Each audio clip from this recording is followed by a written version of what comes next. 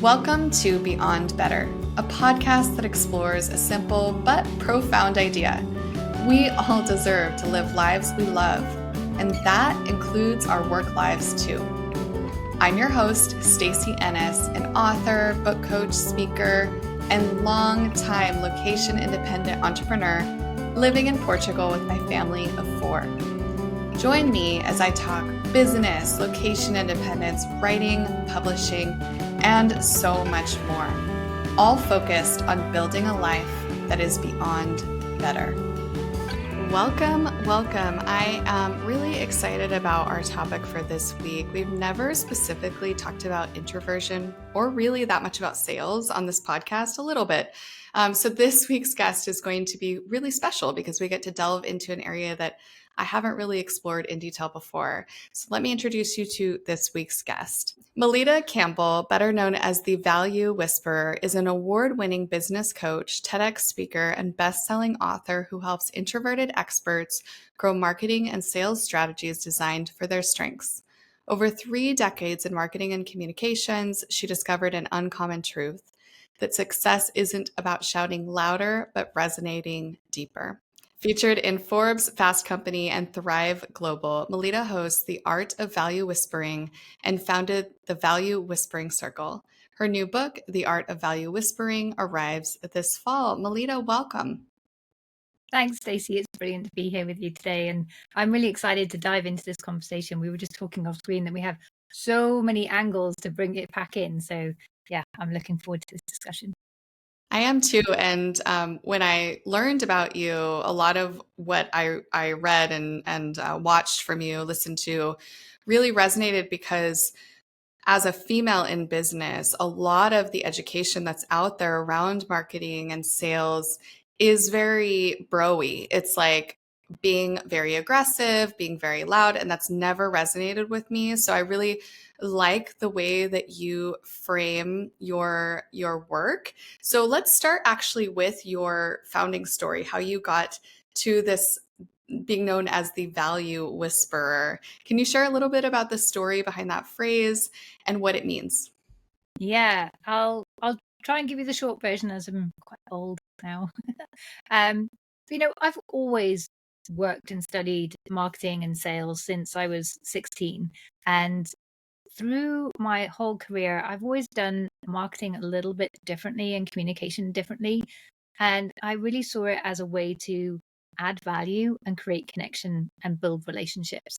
And although that is, for me, what marketing is really about at its core, as you said, not many people are talking about that these days. It's all about promotion and being loud and connecting with thousands of people and, spamming them and whatever, being everywhere.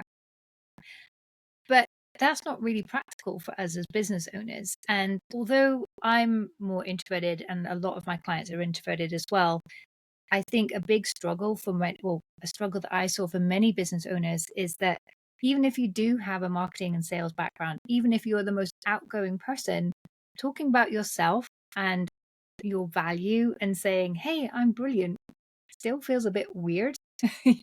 So we want to do so in a way that feels really natural and creates that connection and relationships with other people. So when I started my business 17 years ago, I live abroad, I live in Switzerland, and I had a career, but when I had kids, I didn't have a support network around me. And it was just really difficult to find any childcare. So I had to start my own business or not do anything, which, I love being a mom, but I wanted to do something with my expertise as well, as like communications is something I'm really passionate about. So I started consulting for large companies. I was helping leaders to communicate with their teams, grow in confidence, create more connection and engagement, and help people around them understand their ideas. And it got to a point where, it was bringing in a lot of money, but it wasn't necessarily aligned to my purpose. And it didn't really feel like the right thing for me to do anymore. So I started to look at how else can I use these skills? And that's the moment where I do a lot of networking. That was my first book, A Shy Girl's Guide to Networking. And I saw a lot of women around me, not just that this doesn't just affect women, but that was my network. That's who I'm exposed to mostly. And they started a business, a lot of coaches and consultants, for example, and they were amazing at what they did. I don't think any woman starts her own business if she's not really convinced in her heart she has some real value to bring to other people. The trouble is then she didn't know how to communicate her value, how to market and sell her services in a way that felt natural, didn't cause her to burn out or feel inauthentic in any way. Um, and so they weren't getting clients. And because they weren't getting clients, they were taking that as confirmation that they weren't really cut out for this life after all. So, which wasn't the case. They just were trying to use the wrong strategies for their personality, their vision, their expertise, and it didn't really reflect the way that they wanted to do business and the experience they create for their clients. So I repackaged my approach to marketing and communications. I'd tested over many years, and I had worked with several small business owners before that as well, which helped me realize that it's not just about the marketing and sales. You have to have the mindset behind that as well, because I could hand you the perfect marketing plan, and without the right mindset, you won't do anything with that. So it had to combine all of these elements. And then I called it the Dream Clients Blueprint because it was really focusing people on just working with their dream clients. But then over time, it was my clients that said, "Oh, you're really," they started calling me a value whisperer. And I thought that was really interesting. So I kind of took that title. And as I was exploring what that really meant to me, I realized actually I'm not necessarily the value whisperer, but I teach value whispering. Because once you understand your value and if you weave that through your messaging, your marketing, and your sales, you naturally stand out as the right choice for your ideal clients. You start to use strategies that lean into your strengths, and things start to feel a lot more straightforward, and you gain more flow, more, and therefore better clients, more profit, everything that we want to be sustainable and to have an impact that we feel proud of. So that's really the story behind it. There's so much. I mean, you just offered so much juiciness. I know we'll dig in more detail, but maybe we could narrow in on the introversion piece for a moment. So a little side note, one of the very first books that I worked on when I started my business, I started my business in 2009. I think I worked on this book in like 2010 or 2011, was on introversion. And this was before a lot of the, popularity around understanding introversion, celebrating introversion. So it was really novel and interesting for me to learn about it and to work with this author who was introverted and really guiding people who are introverted. And his area was around leadership. And so I think many people now understand that when you think about introversion and extroversion, it's really about where you get your energy from. And from that process, I learned that I'm an ambivert. So I can kind of naturally, how would I describe it? Like as an ambivert, I draw my energy from single relationships, being alone, and also from groups. But I also need a lot of rest and restoration time when I'm in those like high energy, more outgoing places. And having that self awareness was really helpful for me because I always used to think I was an extrovert until I learned about this. And then I kind of had this awareness about myself. And it also has helped me manage my energy better, both personally and professionally. And how I actually book my calendar and things like that. I was interested when I got to know you because you talk about introversion as this kind of seedbed for these natural business and marketing skills, which was not in the context of what I learned about previously or really have studied. So I would love to hear a little bit more about that. Maybe you can also give your own definition of introversion so that people can self-identify and or kind of relate to what you're saying. And then talk a little bit about why introverts tend to have these special skills in sales and marketing. Yeah, great question. And yeah, you're right. Introversion is all about where we get our energy from and understanding what drains it. So it's not just social situations, but anything that's novel and new. we find that draining as well. So um, knowing that we can manage our energy much better. But what I was always told, well, and I was very shy growing up as well, in most situations. In certain situations with certain people, you would have thought I was an extrovert, but it was it can be very situational and dependent on our skills as well. Our confidence in certain situations can impact. So extroverts can be shy. It's not the same as introversion, but in my case it was. Yeah, so what happened for me growing up being shy is that I was always told, oh, you can't do that, or you can't do this because you're shy and introverted. And after a while, I started to believe it. But then it came a point where I was like, hold on a minute. Like with networking, for example, I'd always believed that I couldn't do that because I was shy until I realized, well, until I moved to Switzerland and realized if I don't figure this out, I'm not going to have any friends. I'm not going to progress in my career. Things are really going to be dire. So, which taught me that if your vision and your goals and your reason for doing something is bigger than your obstacles, you can do it. So I pushed myself to really figure that out. And it showed me that actually I have some amazing skills when it comes to networking that the extroverts don't have. So they may feel more confident walking into a room and just having multiple conversations with people, and they don't get drained by that.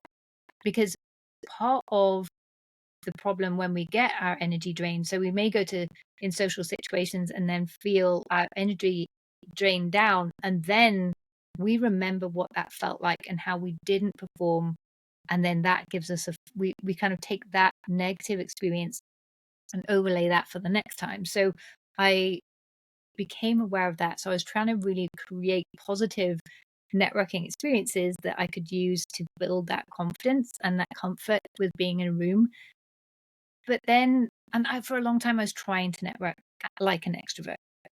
But then I realized this just isn't ever going to work for me. I shadowed this lady who would literally, she would have like 3 conversations at the same time. I was like, I can't I can't do that. I have to find my way. But then I was thinking, well, what can I bring to a networking conversation? I can't bring the energy and all of this, but I'm sure there's something. And I realized that what people around me really valued was that I would take time and listen. And they were always amazed at how much I could feed back to them that they hadn't realized for themselves. So, and this is the skill that we need in networking to help people feel seen and valued when we listen and can reflect back and ask some great questions. And it's also what we need for sales, right? If we have a sales conversation done well, we feel seen, heard, understood, that the other person gave us space, that they asked great questions, they started to understand our situation before reflecting on that and giving us a clear suggestion. So introverts actually have amazing skills in that respect. Plus, when we have a system we can follow, we'll follow it. We know that this is the structure, whereas extroverts can go in and they'll just wing it. So they can have unpredictable results as a result. So, a lot of our strengths make us amazing at networking, amazing at sales. And because we start to really understand our audience, we can do something very special with our marketing as well.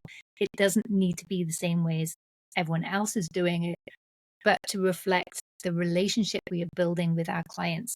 And I have one client that describes the way she felt about this methodology of finding her path to marketing is side door marketing. Now, I don't know if that works for people outside the UK, but in the UK, you have your front door and then you have a side door, which is often left unlocked. And that's where your friends and family just walk in. So she's like, oh, while everyone else is like knocking on the door and politely introducing themselves, I feel like I'm going straight in the side door saying, "Cooey, shall I put the kettle on?" Because you're already part of your client's world. You're already adding value. You've already built that relationship. They know, like, and trust you, and they're starting to believe you could be the right person to work with them. So when they come to that sales conversation, it's a really nice conversation that's an extension of the relationship you've already built. It's not suddenly a big switch and now, oh, I have to figure out how do I now sell to them. It's just that extension and an invitation to join the next step. So it all feels like it flows together. So I think our ability to just take things that bit slower, to reflect, to really think, to show our thoughtfulness, which you know, people don't get enough of that these days. So I think it feels more of a collaboration with our clients as well. And if your clients are women, women love being part of the sales process. They don't like being sold to at all. I've noticed when I had a business where I was working with a lot of men, and I would just say, well, this is what you need. And like, great. And it was that easy. Whereas women like to like try things and have a conversation and what if, that's part of the shopping experience. So having that conversation makes it part more of an experience that they can enjoy and feel part of as well. So yeah, I think we have a lot of skills that we just underestimate or haven't noticed for ourselves because we've been telling ourselves that we can't do all of these things when 100% we can. I'm sure that was very validating for somebody listening or to this or watching it on YouTube to, be able to go, hey, that's me. I can 100% do those. Then from this point of awareness, the next step is moving into those networking and selling conversations. And earlier, in that wonderful introduction you gave, you talked about this hesitation to talk yourself up, right? Which is so normal. It's normal for women and men, but I'm sure that data backs up the fact that women have a much harder time really using those statements. I've seen it over and over again over the years. I have been that person. I'm sure I will be again. But that is really tough. It's really tough to go into a conversation and really show up with that assuredness and the language to really sell yourself. What is your advice to people who are trying to become more confident in this area? And not obviously, we'd never want to do this in a pushy, sleazy, slimy way. But, I'm thinking about like my authors that I work with, wonderful authors who are so amazing, experts, storytellers. They're moving into this new space where they're building a personal brand or launching a business, selling their book. And now they really have to show up in a totally new way, talk about their work, their book, their services, and do it in a way that attracts people and makes them want to come and work with them. How can people do this in a way that feels good and works? Yeah, amazing question. So the Value Whispering Blueprint system has three parts. The first part is understanding your true value. The second part is weaving that value through everything that you do so you naturally stand out without being loud or pushy. And the third part is the self-leadership, which is the mindset, the habits, the productivity, that kind of thing. But this first step, the true value, it's really hard to communicate your value if you don't know what that is. And a lot of people, you do these exercises to find your value, and I'm saying values without the S because your values is part of your value, but it's not the whole thing. And here's the challenge, especially for women in finding your value, is that one way or another over time we've been taught that you don't talk about your successes, you don't talk about your strengths and what makes you brilliant because that's bragging, it's being full of yourself, and that's a bad thing. And especially in groups of women where if you're in the playground you'll see boys playing, and they'll get really excited and follow the strongest player. If you're in a playground with girls and a girl keeps winning at a particular game, they'll change the game because we want it to be fair. So as women, we want to be fair, we don't want to stand out. And that's part of our DNA anyway, but it's also been really instilled in us as well that we don't stand out. But the trouble is, if you're not clear about what those strengths are, you can't lean into them. We're not talking about bragging about these strengths, but building a business that uses those so that we can perform at our best and feel our most confident. Because part of confidence is trusting in your ability to do things. So once we build a complete business model around what we do best and where we feel most confident and strongest and can have the most impact, then that's always going to be a good thing. So first is to really be clear for yourself about what are those strengths and to really appreciate what you have and how you can use those. You're going to bring more of those into your work already. The other thing, and authors may have explored this already, but the other area where we have value that is untapped or unappreciated is in our missteps, our mistakes, our failures, everything that's gone wrong. And again, we're taught not to talk about this because, certainly in corporates, if you talk about your failures, then you don't get your bonus, right? So we've been taught, again, don't talk about this area because it shows weakness. It shows you're not good enough. And so we kind of brush that aside. But this is where our value really comes from. This is where we've gained our perspective, our passion, our drive for helping other people, because we've been there. We've figured this out. We've got a better way.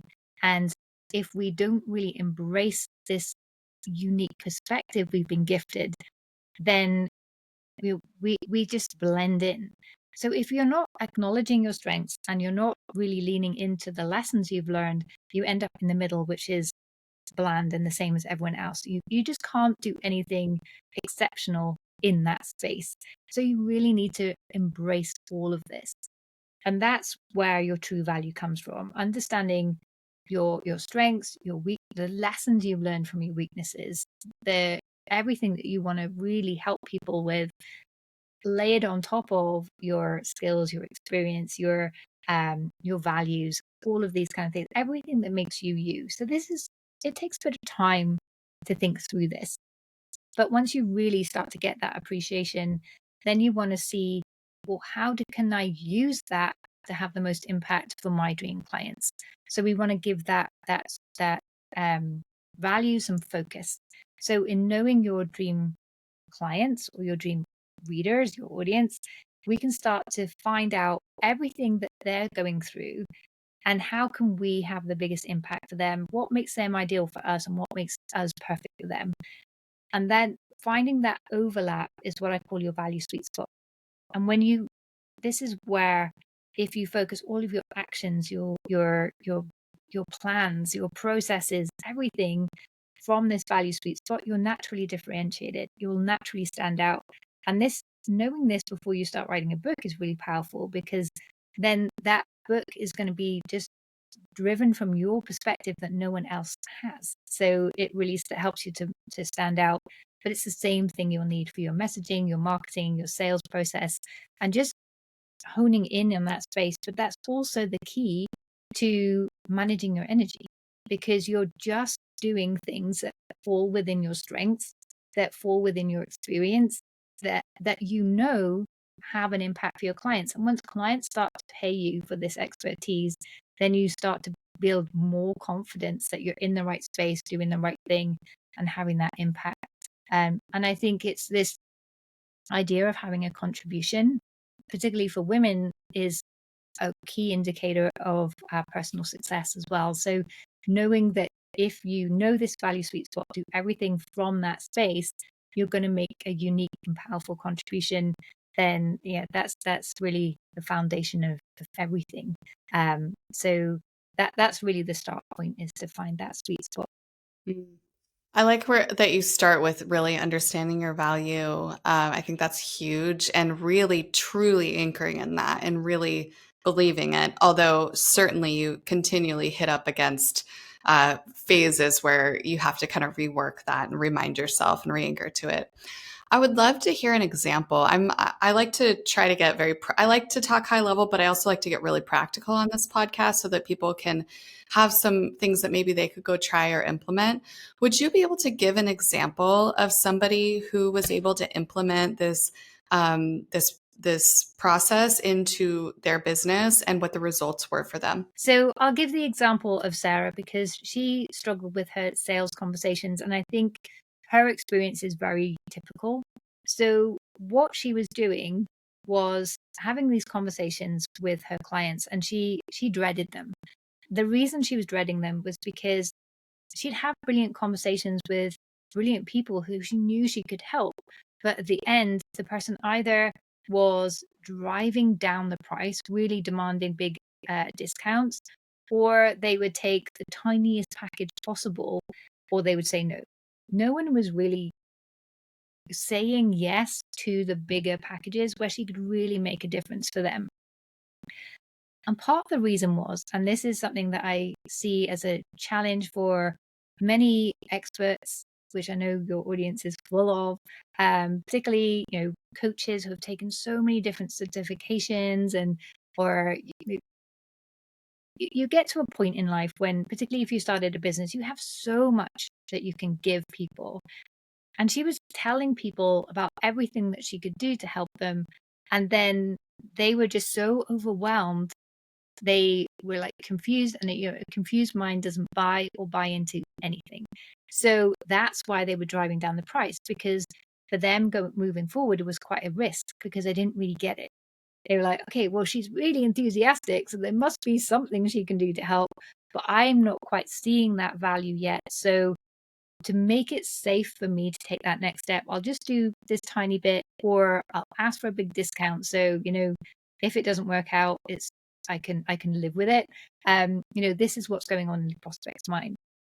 However, once she understood her value and she understood how to have a sales conversation, really having a conversation first to understand the other person, what were they really looking for? What were they struggling with? What was their problem the problem they most wanted a solution for, because we always have lots of problems, and how could she best solve that problem? Then she was able to have that conversation and tell them, well, this is where I believe I can add the most value for you. This is what it would look like. This is my recommendation. And suddenly people were buying everything she had to offer, not asking for any discounts. And she was actually able, in a matter of I think 2 months from having joyful sales conversations, 2 months later, she was actually putting her prices up significantly because she had the demand and people could really see that value. And she was consistently getting the yeses. So it wasn't that she didn't have the value in the first place. It was that she wasn't communicating it in a way that the other people could see, because she had just drowned it. There was too much around it. So by having a proper sales conversation, listening, asking questions, just checking in with them, then she was able to then say, well, this is how I can make the most difference. So we need to remember that we are the experts. Our clients don't know how to solve their problem or how to work best with us, because otherwise we wouldn't be having the conversation. So it can take a bit of courage at first to say, well, I just help you with this bit. But, if we do that, it makes such a difference to our business and to the way we can help our clients. They get more of our expertise and impact as well. So, and again, it all starts with that value sweet spot. Know that, and then you can really be more pointed in that conversation you're going to have with your clients and get more sales. Yeah, it's interesting because that got me thinking about something I didn't realize I was doing when I would talk with potential authors that I might get to work with. That I'm not I'm a direct person. I'm kind, but I'm direct. And so, I would sometimes get on these calls with authors that were thinking about working with me. And there would be points that I would disagree with them. Not, it was never rude. It was always very professional, but I would push back, or I would offer an alternative opinion, or ask a clarifying question. Like, I would use that space in my expertise that I knew I was bringing to help them through challenging them or validating them or encourage whatever it was that I could see in that moment as an expert that I needed to do for them. And it wasn't until probably years of doing this that I realized that this is something that I was doing in these calls that probably most people would think was a bad idea. So when you're meeting with a potential client to disagree with them or push back, but it always came from a place of wanting to serve them well. And whether or not we work together, at least I could support them in the areas on this call with something that will help them and serve them long term. And I also took from that, as I've been actually reflecting on this recently, in my own process and how I meet with people and how I can serve people well at every layer of from the moment we meet until the time we're done working together with this continued relationship, hopefully forever. And I think that ultimately, when you're meeting with a potential client and you do have this expertise coming in, they want you to take over. They want to feel like this person knows her stuff and she is confident and she gets it, and I'm going to be able to follow and with this guide. But that is a little counterintuitive, I think, for especially we've been talking about women a lot. It's not how we've been conditioned for most of our lives, has not been to step to the front and lead everybody and take charge. I mean, that's just not our societal conditioning. So I imagine that this is a big point of awareness for people. I'm curious if you agree with me on this, because maybe you have a different perspective, but this has just been something I've been kind of dissecting this myself recently in how I engage with people. It's something that I've noticed that I do. Yeah, I think when we take that expert positioning and say, do you know what, this is what we're going to do. One, it's you have a better chance to manage your business in a way that's right for you, because you're not just doing something different for every client. You have a system, you have a way that you deliver results. So your results become more predictable. You can run your business in a more predictable, systemized way. And you know that they're going to get the results, because if they do these things, they're going to get this result because you've proven it time and time again, which makes it an easier sell because people are buying into a proven system. But then for them, you can see them relax, like, oh, phew. Yeah, right. I had another client, and she was a freelance writer, but she was always just responding to her clients, and they were always sending last minute requests. And so she was drained. She had no time for her family. It just wasn't working. But as soon as she went through this process and she went back to her clients, this is how we're going to work from here on in. This is how I can get the best results for you. And she was really dreading that conversation, but they all said yes. They all said, oh my gosh, this is exactly what we always wanted, because they don't know what they're doing. So for her to guide that process and say, right, now you have to do this. Now you're sending that. Okay, now I'm going to do all of this and you whatever. It was just a big relief for them. And all her clients, apart from the one that she was trying to get rid of anyway, all re-signed up for the contract, and all were happy for her increased fees. And then when she put this process in place, she took a family holiday for the first time for 2 weeks with no client work, no guilt. It was all starting to work. She could manage her time and then she had more time as well to launch an online program. So she had diversified income streams. She became a professor. She was able to go out and speak more, which brought her more clients. So, it all worked beautifully once she had that control. And that whole process took her, I think we worked together for 4 months. After that came the sales and everything as well. It's not a lot of time to just because you have everything. Most of my clients are very smart. They have a business that's up and running. It's just not working in a way that's giving them the time, energy, and income and impact that they want. But there's just small tweaks. It's taking what they already know and then taking that step back and saying, right, if I was the expert, which I am, how do I get the best results for my clients? And then building a business around that, and then weaving their value through that, bringing it all together. It happens very quickly once you have that kind of process working for you. Mm. Our listeners could not see me silent clapping. Our YouTube viewers could see me while you were talking about your client taking a vacation, because that is such an important piece. You're from the UK, I'm from the US.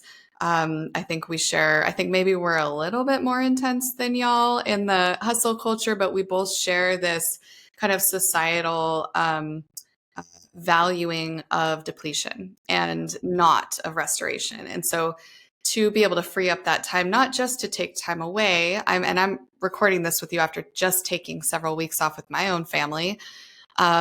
but also to have space to be able to create. I think that's so important. Um, you have mentioned in the past of your idea of success being based on self care, self compassion, and self respect.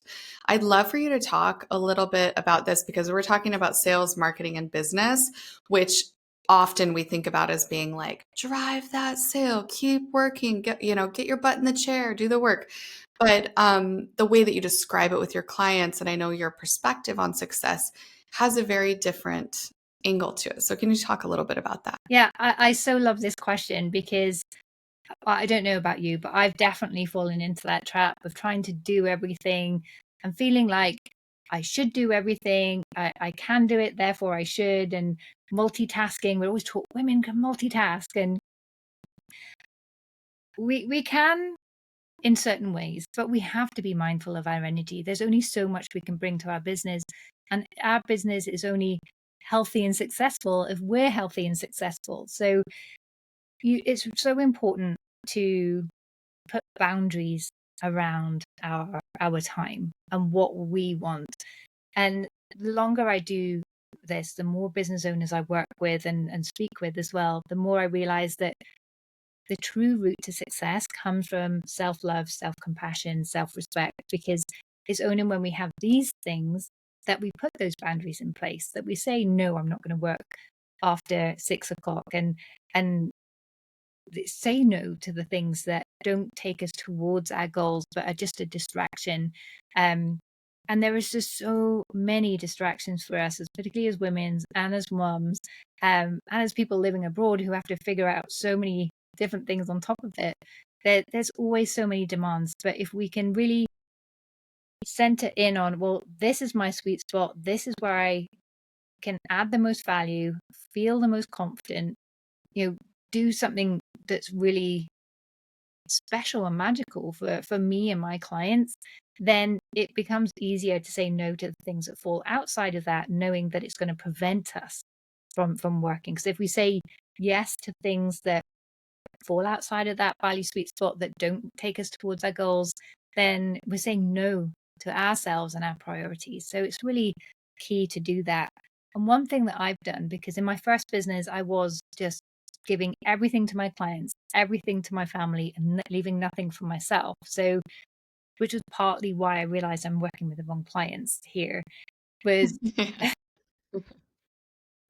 so I became really face to face with a burnout, if I'm honest, and I knew it was coming as well. I just didn't dare to think that I could do differently because I didn't necessarily have enough of that self love and compassion. So I was thinking, I don't have the right to choose. I have to show up for these people. They're relying on me. That's my duty, if you like. But as soon as I actually worked with a coach who helped me see, like, did that wheel of life, and there was like me was pretty much one. It was like a slice of cake that someone had taken a big chunk out of, and it really highlighted, wow, I really need to make some changes here. Um, and the first big change I made was I just reached out and asked people for help. But I can't do all of this.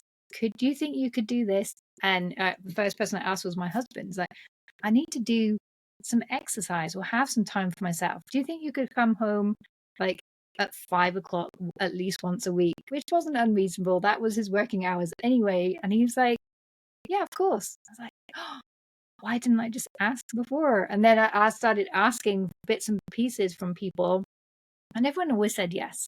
I mean, people love to help other people. If you think about how we feel when someone asks us for help or advice, we're always happy to support the people we love and our friends around us. So it started to show me that I can ask for help. It's not a weakness. It allowed me to be strong. It allowed me to do more of what was fulfilling and was having an impact. And bit by bit, I've become bolder in those boundaries.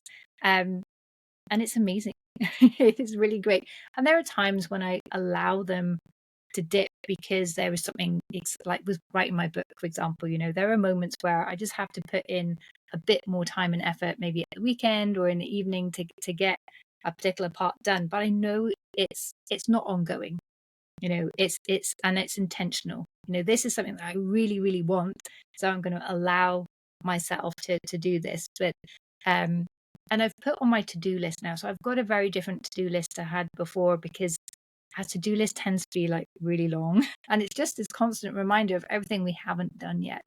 So now I've got my to-do list in a grid system. So I have my to-do list, and it's just 1 or 2 things per day. And those are the things that I have to get done. And if I do that, then I can choose. Do I do some more? Do I take the rest of the day off? Do I do some personal development? Or, I have a choice of what to do, knowing that I've done the important things. The other thing I've done is put in there a section, and it's got 3 parts to it. It's called mind, body, and soul. So it reminds me that every day I need to do something to nourish my mind, because I love learning. So it's, even if it's just reading 1 or 2 pages of a book, or listening to a podcast like this one, something that's going to nourish that side of me, help with my personal development. Then the body part is making sure I get enough sleep, that I stay hydrated, that I'm eating healthily, getting some exercise. And it helps to just have that. I know we need to do this anyway, but we often push it to the bottom or forget. So it's right in the middle of my to-do list, reminding me to do this. And I have to check at least something off every day, but just being a bit more mindful of it helps. And the final one is soul. And soul is just anything for you that is going to make you feel good, make you smile or laugh. So, that could, if that is watching Netflix or playing Candy Crush, then great. If that really nourishes your soul, fine. Or maybe it's going for a walk, meeting with friends, but being intentional about doing something that you really, really enjoy every single day, even if it's just for 5 minutes. And sometimes it could be like reading a book, could fill both things, who knows? But it just makes sure that I'm more balanced and I'm intentional about that. And I do not let that slip off my to-do list each day, because it's right there in my face. I love that. I think it's so important to be really intentional about our time and our energy and how we're nourishing all parts of ourselves. I'll ask you the last question I ask all of our guests, and that is, if you can recommend one book to listeners, this is one that has profoundly impacted your life, what would it be? This is so hard to choose, as you can see, and you're only seeing a small fraction of my bookshelf. Like, I've got You're in loads good more in front company, of me. girl. I love reading.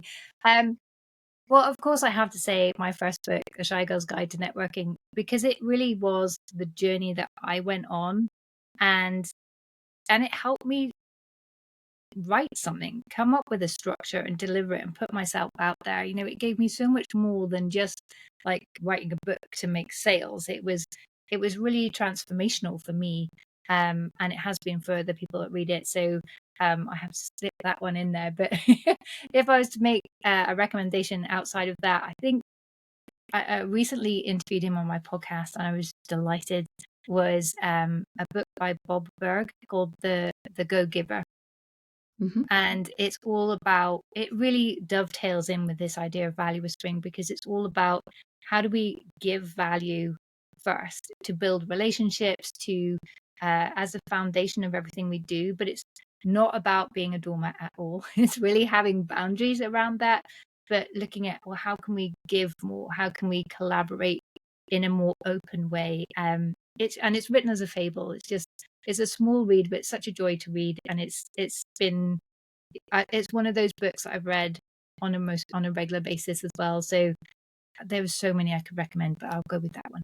That's great. Thank you so much for that recommendation. And where can our listeners find you online, follow you, learn more about your work?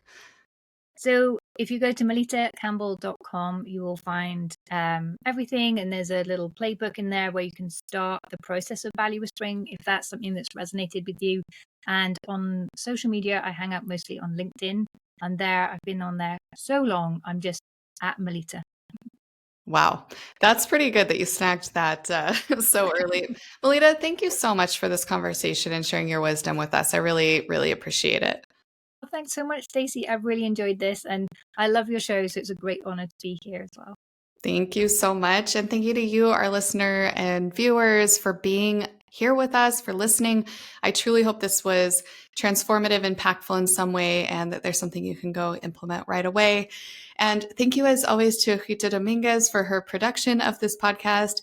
As I tell you every week, she is the only reason you are listening to this. Otherwise, it would just get recorded and sit forever. She edits, she publishes, she helps share it. Truly is the reason that this podcast exists. And since you're still listening, you must really love this episode. If you could take a moment to rate and review the podcast, make sure you're following me on your platform of choice. It will help me reach more listeners with the message of living a life that's not just better, but beyond better. And then you won't miss great episodes like this one. Thanks so much for your time today, and I will be back with you before you know it.